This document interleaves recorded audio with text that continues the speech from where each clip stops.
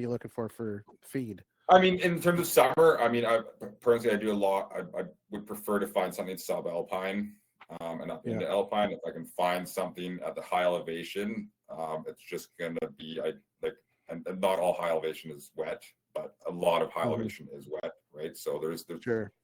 there is some that's bone dry and windswept and the moisture doesn't stick. But if you can find lush green forbs in the summer that are growing thick and green, like broadleaf flowers and stuff like that, like that's we love that stuff. Food. So if you can find that, knee deep and some subalpine mixed in like high elevation spruce or something like that, like there's going to be good food in that. So you can find terrain like that or plateaus like that. And there's plenty of that in BC, right? So look at any high elevation plateau and you'll find that, right? So you can find that with limited access, or it's thick enough that nobody's going to be shooting early season deer in it. That's an indication for me that's probably a good spot. So I like looking at stuff like that.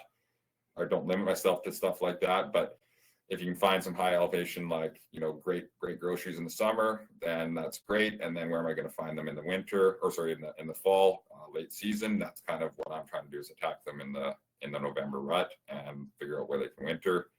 And ideally, that's just high quality winter range that has some various slopes. So some obviously some south facing slopes, but some southwest and southeast. That's going to have some thicker food on it. And to me, a lot of the deer don't sit on the easy, big fir, grassy underbrush south facing. They tend to use that terrain, but there might be more feed just around the corner or just over the edge onto the other side. So I do end up kind of like focusing on those shoulder areas around that prime, or what we would consider prime mule deer winter ground.